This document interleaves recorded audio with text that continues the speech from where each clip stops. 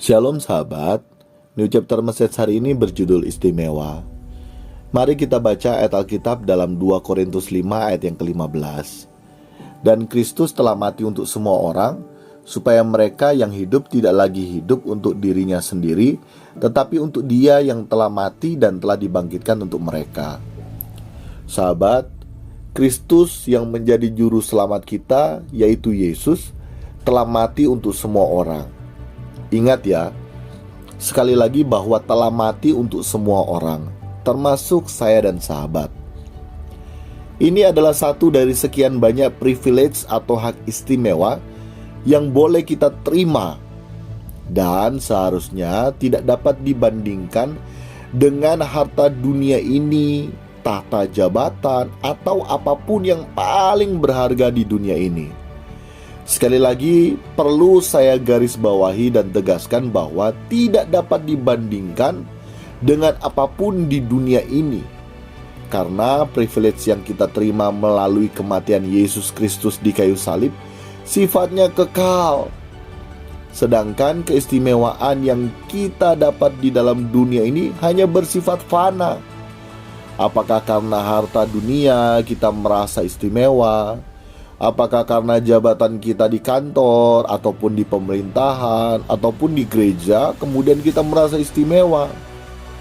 Semua itu tidak sebanding dengan keistimewaan atau privilege yang kita dapat karena kematian Yesus Kristus di kayu salib.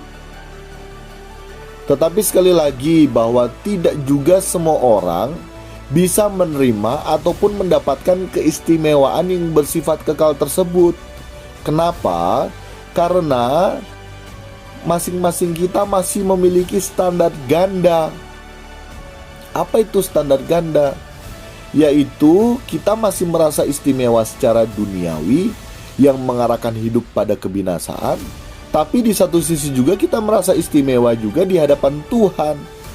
Dengan alih-alih sudah yakin masuk surga tetapi tidak memiliki perubahan gaya hidup seperti Yesus.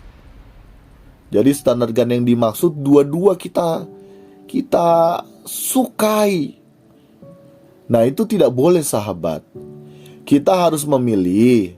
Karena seperti yang tertulis dalam ayat Alkitab yang barusan kita baca, bahwa kita akan menerima dan mendapatkan keistimewaan yang bersifat kekal bila kita tidak lagi hidup untuk diri kita sendiri, tetapi untuk Dia yang telah mati dan telah dibangkitkan untuk mereka. Dan tanpa kita sadari, sebenarnya kita ini tidak sadar telah menolak keistimewaan yang bersifat kekal tersebut. Karena kebanyakan kita, sahabat, masih hidup untuk diri kita sendiri. Alih-alih atau dengan alasan mencari Tuhan, alih-alih melayani, tetapi ada udang di balik batu, supaya diberkati, supaya diberi kesehatan, supaya dilancarkan, dan lain sebagainya. Yang semua tujuan itu membuat kita nyaman hidup di dunia saat ini, dan membuat kita semakin melekat percintaan dengan dunia ini.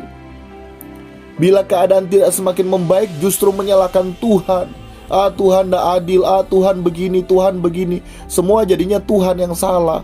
Stop sahabat. Jangan jadikan Tuhan hanya objek, tetapi Tuhan itu real dan punya perasaan. Jadikan Tuhan itu subjek yang bisa ditemui, dan bukan hanya karena berkatnya, tetapi lebih karena pribadinya. Kita ini sudah jadi kebiasaan dan turun-temurun mencari dan mengaku istimewa bila lagi ada maunya. Untuk itu sahabat, melalui New Chapter Message kali ini, mari kita mau berubah.